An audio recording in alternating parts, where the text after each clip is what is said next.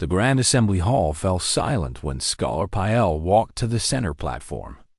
Around him, representatives from 47 species waited in their seats. Some floated in liquid tanks. Others hung from ceiling perches. A few existed only as projected light.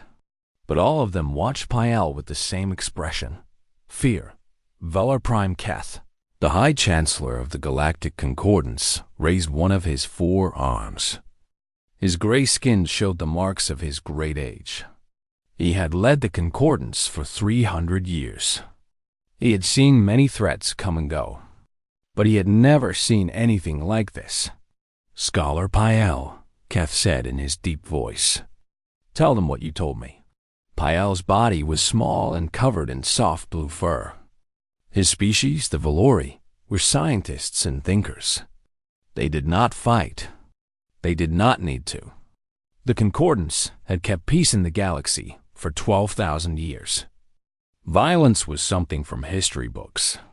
3 cycles ago, Pael began, our long-range sensors detected something unusual in the outer rim. A ship traveling faster than light. This was not strange by itself. Many species have this technology. What was strange was the ship's origin point. He pressed a button on his control pad. A blue sphere appeared in the air above the assembly. It showed a small yellow star with 8 planets circling it. This system was classified as uninhabited, Pael continued. No concordance species has ever visited it. The reason is simple. Look at the 3rd planet. The image zoomed in on a blue and green world with white clouds. It looked peaceful. Beautiful, even. We call it Earth, Pael said. The species that lives there calls itself human. They achieved faster than light travel approximately 10 cycles ago. Since then, they have established 12 colony worlds. A buzz of voices filled the hall. 12 colonies in 10 cycles was fast. Very fast. This is concerning, one representative said. But why did you call this emergency meeting? New species join the stars regularly. Pael took a deep breath. Because Earth is not a regular world. He changed the image. New data appeared. Numbers, charts, video recordings. The representatives studied them in confusion at first. Then the confusion turned to horror. Earth's gravity is 1.4 times the galactic average, Pael said. Most concordant species would be crushed if they walked on its surface. The planet experiences constant tectonic activity, earthquakes, volcanic eruptions. The atmosphere contains oxygen at a concentration of 21%. Gasps filled the hall. Oxygen was a corrosive gas, a poison. Most species could not breathe more than 5% without dying. The planet's weather systems include hurricanes, tornadoes, and electrical storms, Pael continued. Temperatures range from -90 to +50 degrees. The oceans contain salt at levels that would kill most known life forms. And yet, this world is covered in life. Dangerous life.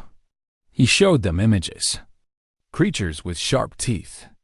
Animals with claws and venom. Plants that ate flesh. Insects that swarmed in billions. The humans evolved on this world, Pael said. They did not simply survive there. They became its dominant species. They did this by being more dangerous than everything else. The hall was completely silent now. Humans are persistence predators, Pael said. They hunt by chasing their prey until the prey dies from exhaustion. They can run for days without stopping. Their bodies repair damage that would kill any concordant species. They regularly consume neurotoxins for pleasure, caffeine, capsaicin, alcohol, substances that would destroy our nervous systems, make them feel good. He showed a video. A human was running through a forest.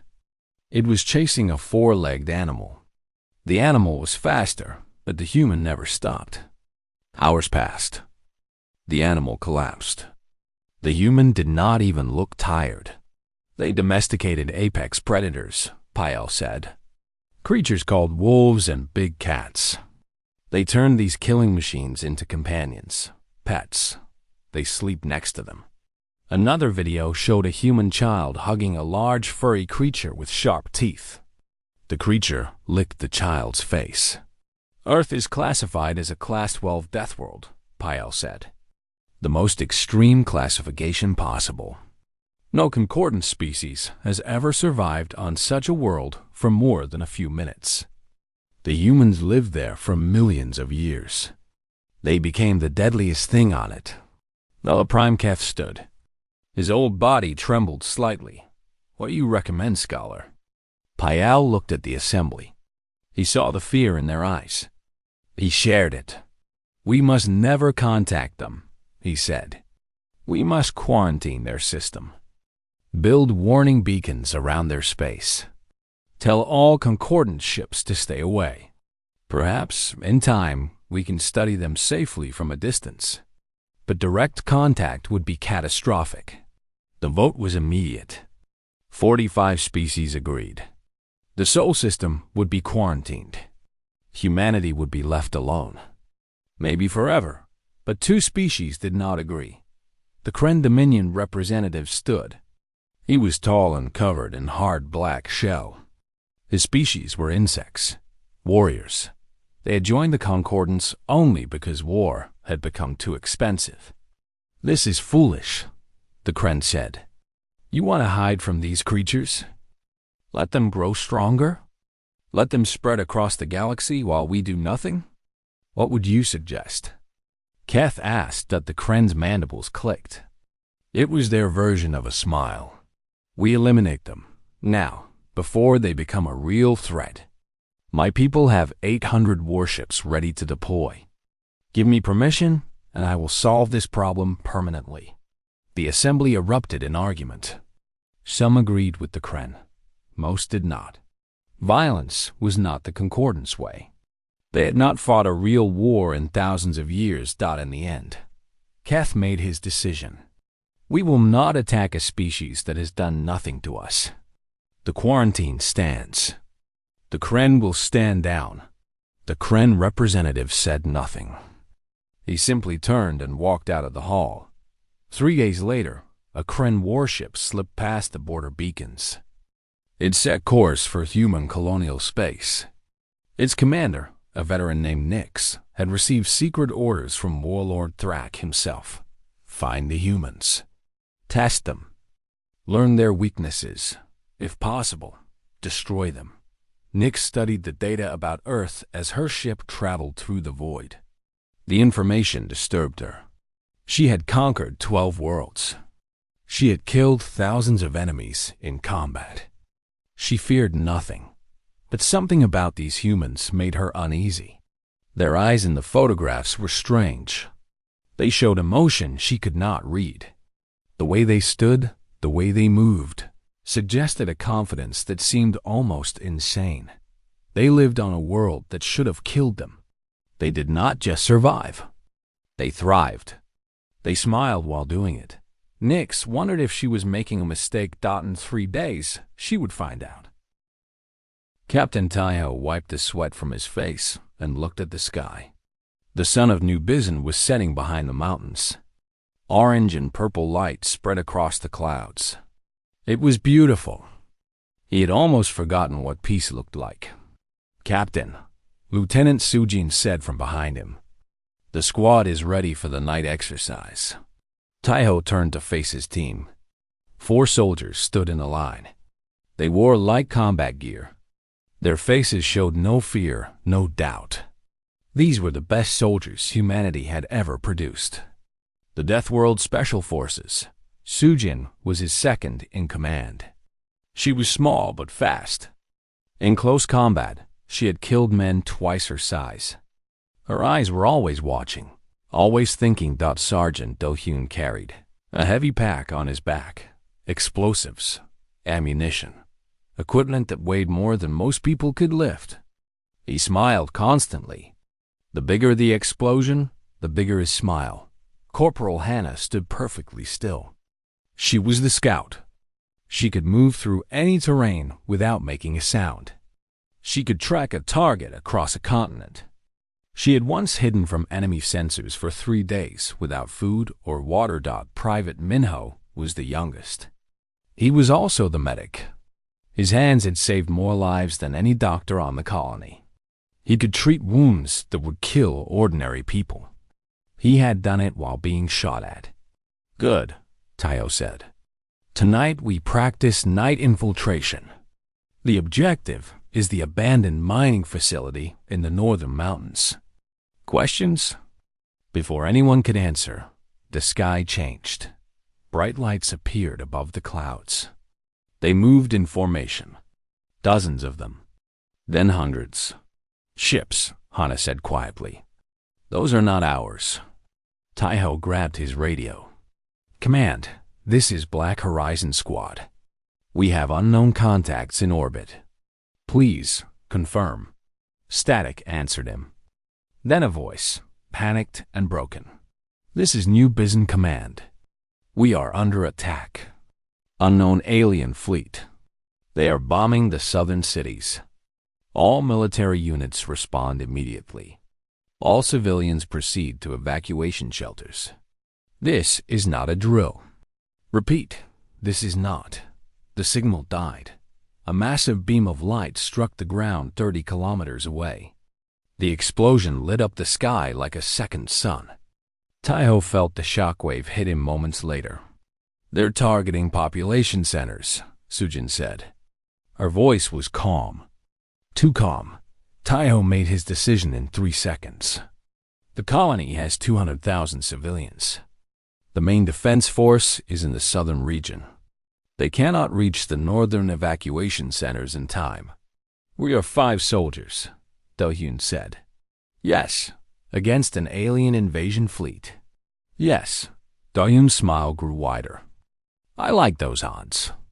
They moved through the night like ghosts. Hana led the way, finding paths that avoided enemy patrols. The aliens had already landed ground forces.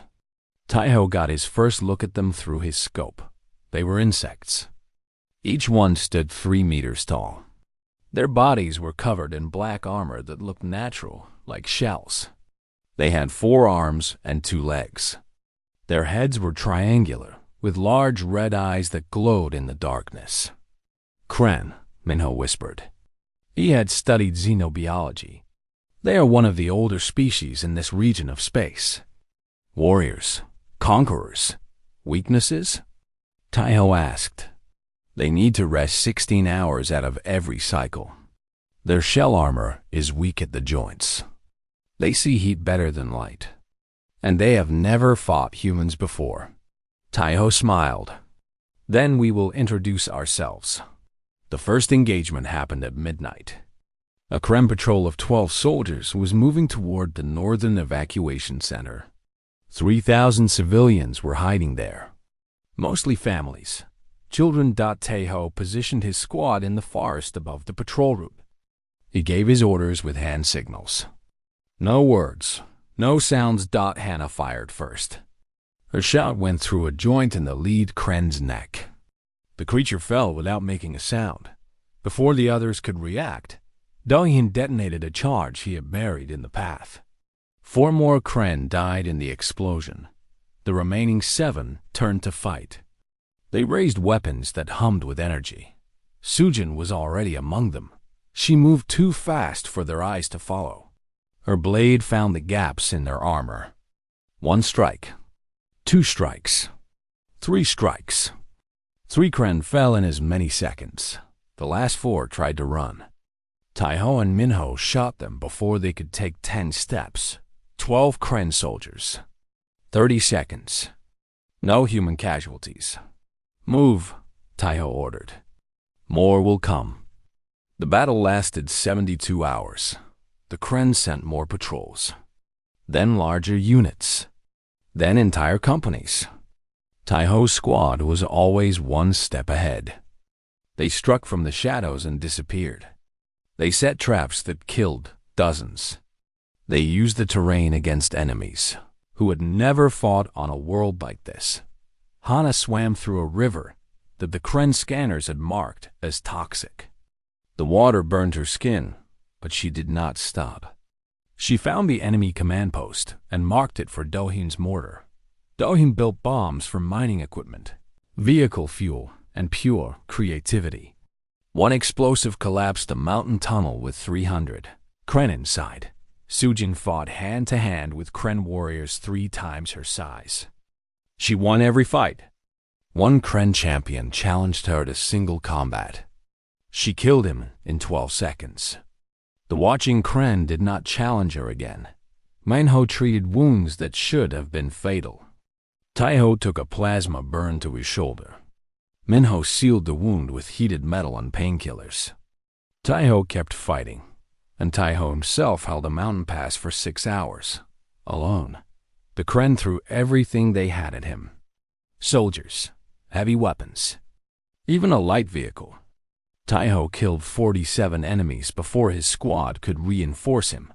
When they found him, he was sitting on a pile of Kren corpses. His ammunition was gone.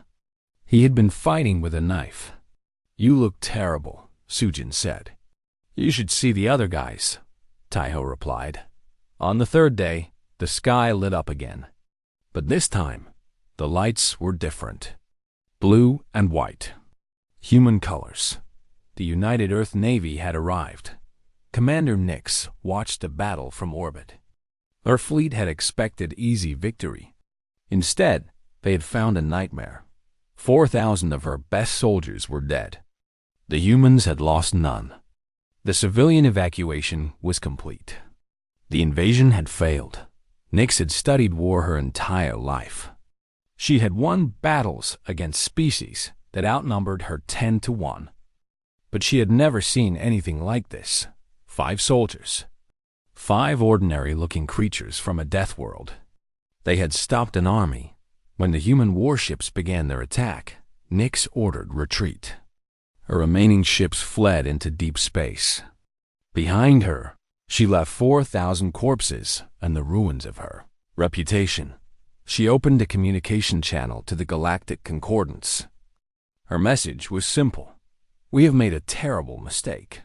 On the surface of New Bizen, Taiho watched the alien ships run. His squad stood beside him. They were bloody, tired, and smiling. "Think they will come back?" Han asked. "Yes," Taiho said. "And next time, they will bring more." "Good," Doyin said, checking his remaining explosives. "I was just getting started." Somewhere far away, Warlord Thrak received Nix's report. He read it 3 times. Then he crushed the datapad in his massive claw. 5 humans. 5. He would need a bigger fleet. Admiral Yuna walked into the Grand Assembly Hall with her head held high. She wore her dress uniform, black with gold trim. Her dark hair was pulled back in a tight knot. Her face showed nothing. No fear, no anger, no joy. Just calm. 40-7 species watched her from their seats. Most had never seen a human before. They stared at her like she was a monster from their nightmares. Yuna did not care. She had faced worse. Vel, or Prime Keth, sat in the highest chair. His gray face was unreadable. He raised one hand for silence. "Admiral Yuna of the United Earth Government," Keth said. "You have been granted observer status in this assembly. The attack on your colony world by the Kren Dominion was illegal, unauthorized. The Concordance condemns it." "Thank you," Yuna said. Her voice was soft but carried through the entire hall. "However," Keth continued, "we must discuss what happened during that attack. Our records show that your species suffered 0 civilian casualties. The Kren lost 4,000 soldiers. These numbers seem impossible." Yuna smiled. It was a small smile, barely visible. But every alien in the room saw it. Many of them shuddered. "Nothing is impossible for humans," she said. "We just do not accept limitations that others take for granted." The assembly fell silent. No one knew what to say. After the session ended, Scholar Pael approached Yuna in the corridor. The small blue-furred alien was trembling slightly. Yuna could see the fear in his large eyes. But she also saw curiosity, hunger for knowledge. That was interesting. "Admiral," Pael said, "may I speak with you? I am a scientist. I have studied your species for several cycles. I have many questions." Yuna nodded. "Walk with me." They walked through the station's observation deck. Stars filled the windows. Ships from dozens of species passed by outside. "The battle at New Bizin," Pael said. 5 of your soldiers stopped 4,000 Kren. How?" "Training, preparation, adaptation." Yuna looked out at the stars. "And something your species does not seem to have: stubbornness." "Stubbornness?" "The refusal to stop fighting, even when logic says you should surrender. Humans do not calculate odds the way other species do. We do not ask if we can win. We ask if we can hurt the enemy. The answer is always yes." Pael made a note on his datapad. His hands were shaking. "Your soldiers fought for 72 hours without rest," he said. "The Kren require 16 hours of sleep per cycle. They expected your soldiers to collapse from exhaustion."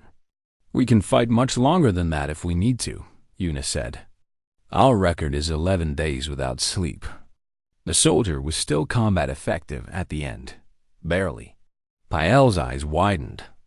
"That should cause permanent damage." "It does.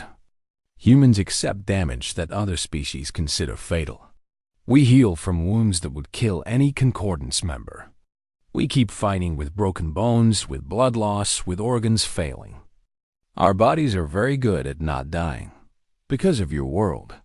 Yes, Earth tried to kill us for millions of years. We learned to survive. We learned to fight back. Eventually, we became the thing that everything else on our world feared." They stood in silence for a moment. Pael studied the human beside him. She was smaller than most concordant species. Her body looked fragile, but he knew now that this appearance was a lie. "I have studied your history," Pael said quietly. "You have fought many wars. Against each other. Against your environment. Against extinction itself. Many times," Yuna agreed. "How long do your wars last?" Yuna thought about it. "Our longest war lasted over 100 years. But that was unusual. Most last between 5 and 30 years. Pael almost dropped his datapad. "Years? Your species fights wars that last years?" "Sometimes decades. We have a saying, never start a fight with a human. We do not know how to quit. This is terrifying.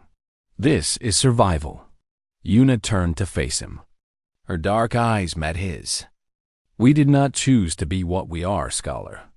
Our world made us. But we have also chosen not to become monsters. We could have conquered this galaxy.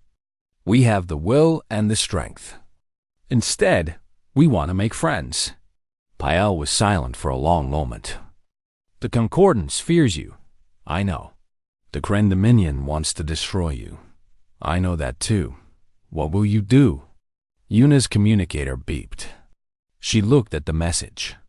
Her expression did not change, but Pael saw something shift in her eyes.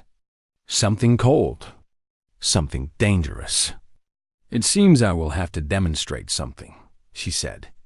"Warlord Thrak has assembled his fleet. 800 warships. He's coming to attack Earth directly." Pael felt his heart stop. 800 warships was the largest fleet in Kren history. It was the largest military force assembled since the ancient wars. No species could stand against such numbers. "You cannot survive this," Pael whispered. Yuna smiled again. This time, her teeth showed. Every alien who saw that smile would later describe it the same way. "Predatory. Scholar," she said. "I need to make a call." She activated her communicator. "This is Admiral Yuna to HICOM. Authorize Operation Black Horizon. Full deployment. All units." A voice responded. "Confirmed, Admiral. The Armada rises. Una closed the channel. She looked at Pael one more time. You wanted to know what humans are capable of, she said. Watch carefully. You are about to find out. She walked away, leaving Pael standing alone in the corridor. The Concordance Intelligence Network intercepted Una's transmission within minutes. The message spread across the galaxy. Species that had hidden from the news of humanity suddenly paid attention. Everyone wanted to know what Operation Black Horizon meant. They would find out soon. In the Kren flagship, Warlord Thrak reviewed his fleet. 800 warships. 1 million soldiers. Enough firepower to burn a world to ash. He thought about New Bizon. 5 humans had killed 4,000 of his warriors. It should have been impossible. It should have broken the spirits of his people. Instead, it made him angry. He would bring overwhelming force. He would crush the humans beneath the weight of his numbers. He would burn their homeworld and scatter their colonies. When he was finished, no one would remember that humanity ever existed. Set course for Sol System, he ordered. Maximum speed. The fleet moved like a swarm of insects through the dark of space. Each ship carried death. Each soldier dreamed of victory, but none of them understood what they were flying toward. On Earth, alarms rang in military bases around the world. Soldiers who had been resting for years suddenly activated. Ships that had been hidden emerged from concealment. Weapons that had never been fired prepared for war.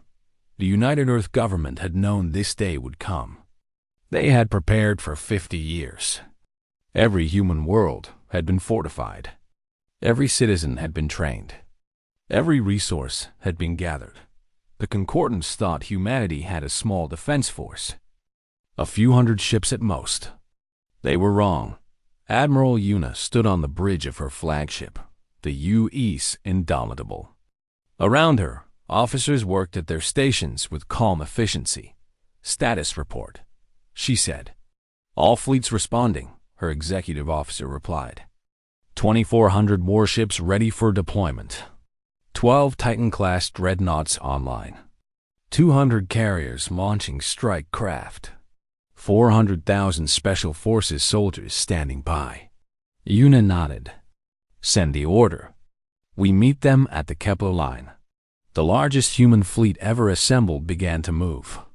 It was time to show the galaxy what a Deathworld could produce.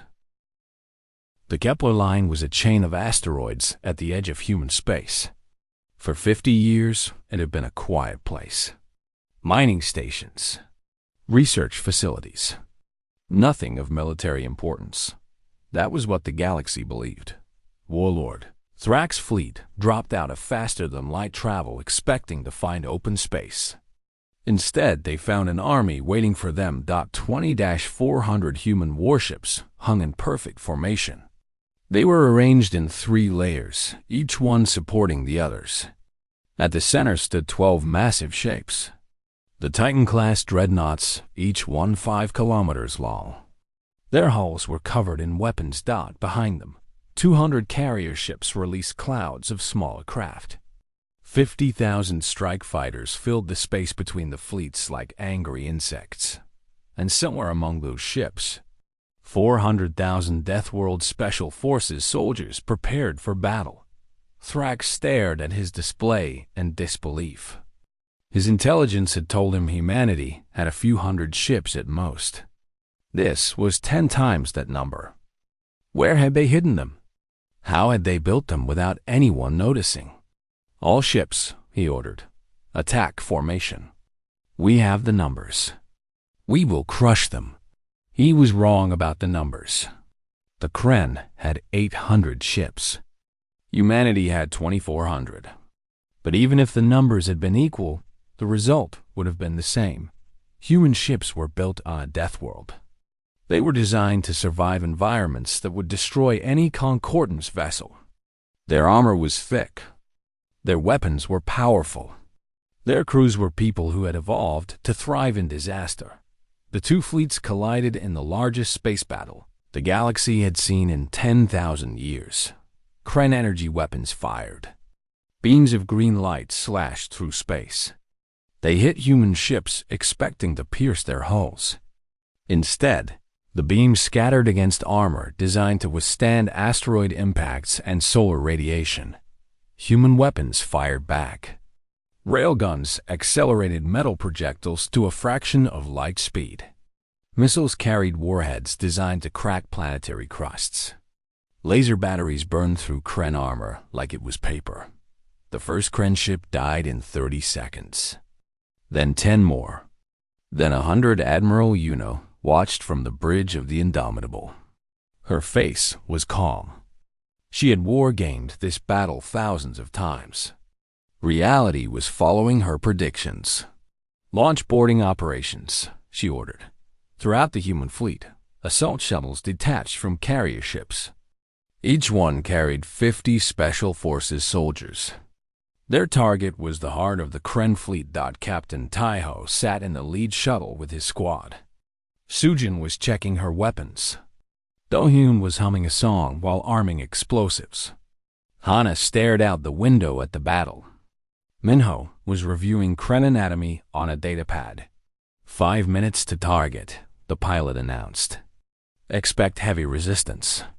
We always do, Taiho said. Their target was Thrax's command ship, the flagship of the Kren fleet. If they could kill the warlord, the invasion would collapse. The shuttle shook as enemy fire streaked past. Other shuttles were not so lucky. Taiho watched 3 of them explode in bright flashes. Each one carried soldiers he had trained with, friends he had served beside.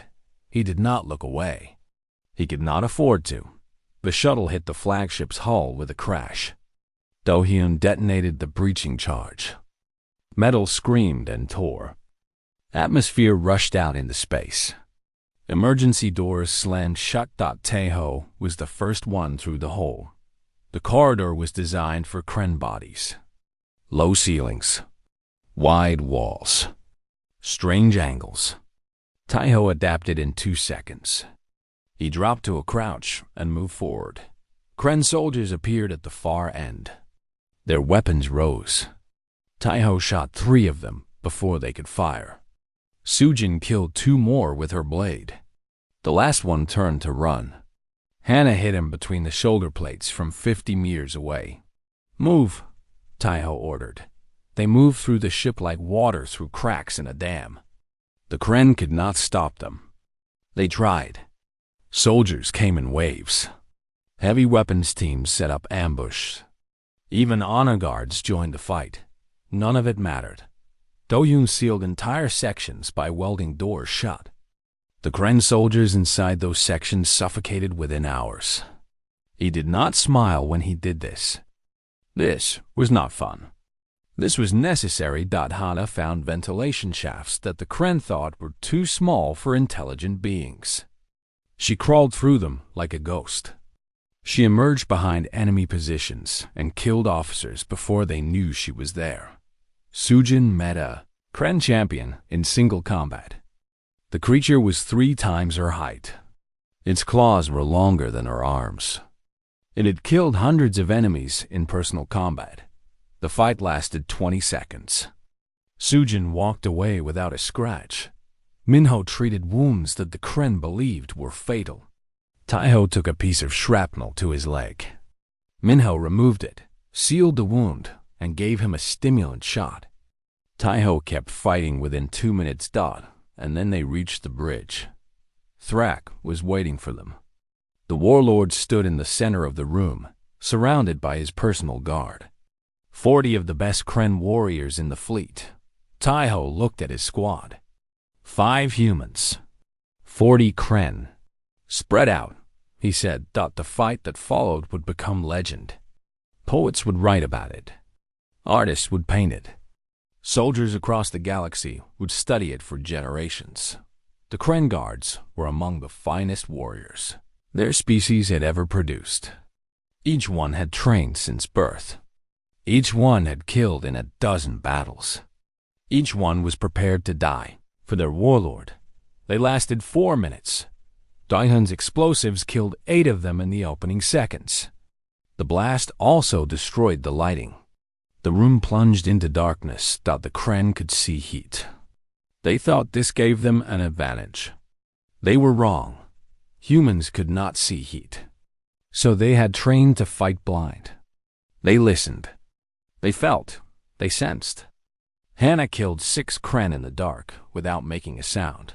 When the emergency lights came on, 15 guards were dead. The survivors formed a circle around Thrak. They looked terrified. Sujin broke their formation. She moved through them like a dancer. Her blade found gaps in their armor. One by one, they fell. Minho stayed at the door, shooting any Kren that tried to retreat. He was not a warrior. He was a healer. But on this day, he killed as many enemies as anyone, and Taiho faced Thrak directly. The warlord was massive. His shell armor was covered in marks from ancient battles. His claws had torn through metal and flesh. He had conquered 12 worlds. He had killed thousands. Taiho was a human, small, fragile, mortal. The fight lasted 90 seconds. Thrak attacked with all his strength. His claws slashed. His mandibles snapped. He moved with the speed and power that had made him feared across the galaxy. Taiho dodged. He ducked. He waited. He watched Dot, then he struck. His blade found the gap between Thrak's helmet and neck. The warlord fell. His great body crashed to the floor.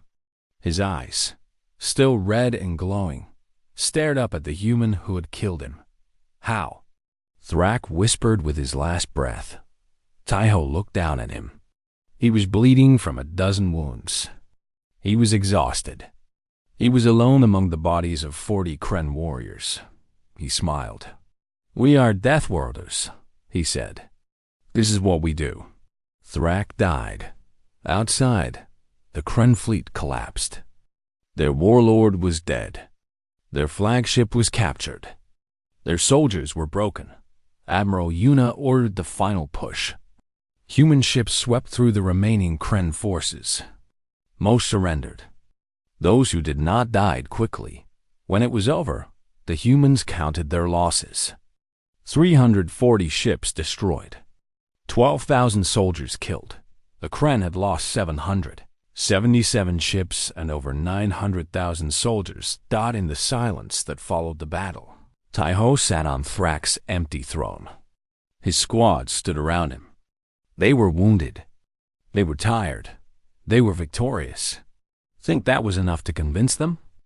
Hana asked Te, who looked at the stars through the broken window of the bridge. "I hope so," he said. "I really do." The Grand Assembly Hall had never been so quiet. Representatives from 47 species sat in perfect stillness. They had seen the recordings. They had read the reports. They knew what had happened at the Kepler line. 800 Kren warships had attacked human space. 23 returned. 1 million Kren soldiers had invaded. Less than 50,000 survived, and humanity had lost only 12,000 soldiers. The Concordance had always believed in peace through diplomacy, through patience, through careful negotiation. They had never imagined that peace could come through strength like this. Admiral Yuna stood in the center of the hall. She wore her dress uniform, just as she had during her first visit. But everything was different now. No one looked at her with fear anymore. They looked at her with something else: respect, wonder, awe. "The Kren Dominion has surrendered unconditionally," Yuna announced. "Their fleet is destroyed. Their armies are broken. Warlord Thrak is dead. The war is over." A ripple of whispers passed through the assembly. War. The word felt strange to species that had not known real conflict in millennia. "We did not start this war," Yuna continued. "We did not want it. The Kren attacked our colonies without warning. They tried to kill our civilians. They planned to burn our homeworld to ash." She paused. Her dark eyes swept across the hall. "We finished it." Velar Prime Keth rose from his chair. The old leader moved slowly, carefully.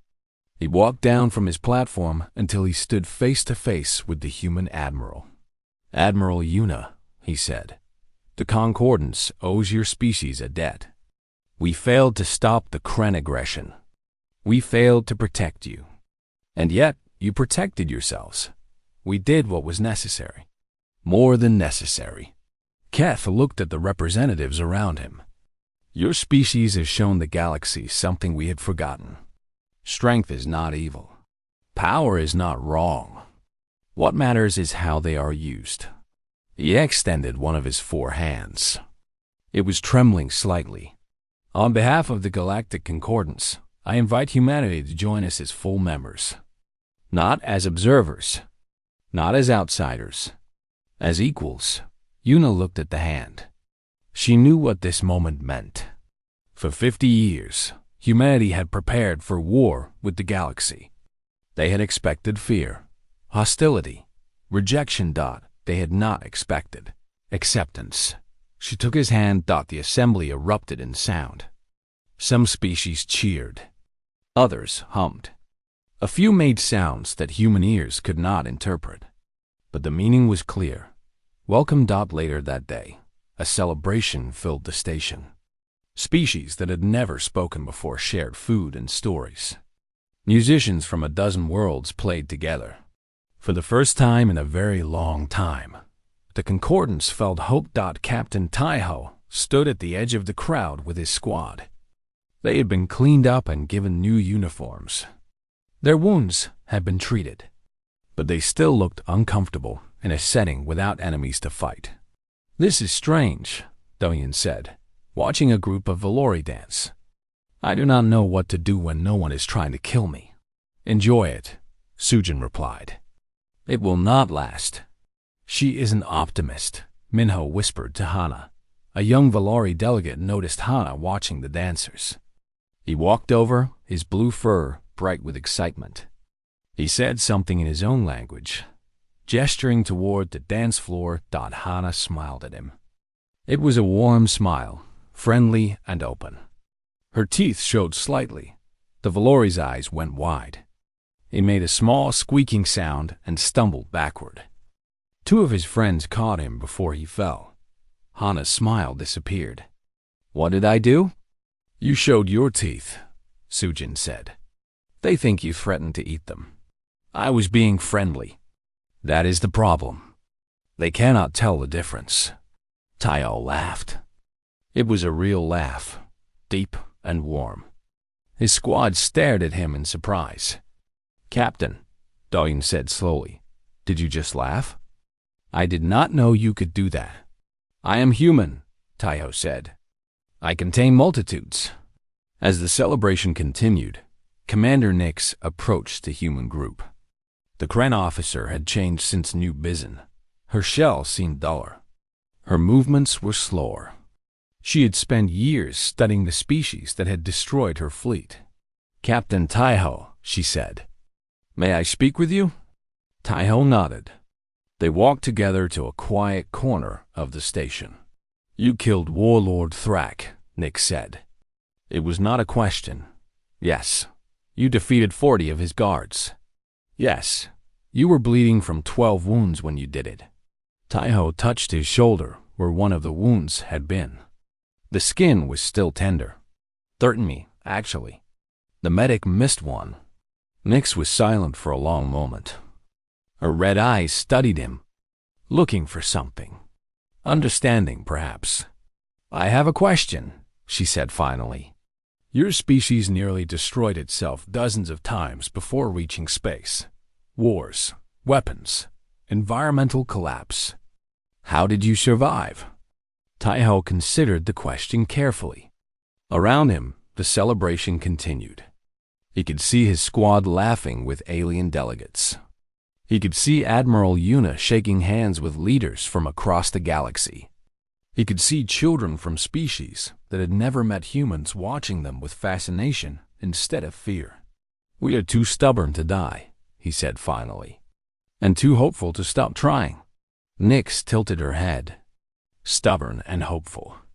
These seem like contradictions. That is what makes us human. Taiho smiled at her. He made sure not to show too many teeth. We hold impossible things together and make them work. Rage and love. Fear and courage. Despair and hope. We feel everything at once and keep moving forward anyway. This is why you win. This is why we do not quit. Winning is just what happens when you refuse to lose for long enough. Nyx stared at him for a very long time. Then she did something that Taiho had never seen a Kren do before. She bowed. A small bow, but meaningful. I believe, she said slowly, that the galaxy will never be the same. You are welcome, Taiho said. Nyx made a sound that might have been a laugh. Then she walked away into the crowd. Su Jin appeared at Taiho's side. She had been watching the exchange. Making friends with enemies now? She asked. Converting enemies into friends, Taiho corrected. Much better use of our skills. The captain learns diplomacy. What a day. They stood together in comfortable silence. Around them, the celebration grew louder. Humans danced with aliens. Soldiers shared stories with scholars. Former enemies raised drinks together. Do you think it will last? Sujin asked. The peace, I mean. Taiho watched Admiral Yuna address a group of young aliens. They listened to her with wide eyes, fascinated by every word. One of them asked a question. Yuna laughed and answered with a smile. No, he said honestly. Peace never lasts forever. There will always be new threats, new conflicts, new wars to fight. Then why bother? Taiho looked at his second in command. His friend. His fellow survivor of 100 battles. Because this is worth fighting for, he said. Today, a little girl on some alien world will grow up knowing that humans are friends, not monsters. That is worth any number of battles. That is worth dying for. Sujin was quiet for a moment. Then she nodded. For a soldier, you talk like a poet. For a killer, you have a soft heart. Do not tell anyone. I have a reputation. They rejoined their squad. Dohyun had somehow convinced a group of Velori to let him explain explosives. Hana was teaching an alien child a human game. Minho was deep in conversation with Scholar Pael about Xenobioolgy. They were soldiers, warriors, killers when they needed to be. But they were also human, capable of kindness, capable of connection, capable of building bridges instead of burning them. The galaxy had feared humanity. They had seen the death world and imagined monsters. They had seen human strength and expected destruction. Instead, they found something unexpected. People who could crush their enemies but chose mercy. People who could conquer but preferred peace. People who had survived every horror their world could throw at them and emerged not harder, but kinder. The Deathworld Special Forces had shown the galaxy what humans could destroy. Now it was time to show them what humans could build. Captain Taiho raised his glass toward the stars. His squad joined him. To the future, he said. To the future, they echoed. Outside the station, the galaxy turned slowly on. New alliances formed. Old fears faded. And humanity took its place among the stars, neither as conquerors nor servants, but as what they had always been, survivors, fighters, friends, Deathworlders, who chose to give life instead of take it. The galaxy would never be the same. And that was exactly the point.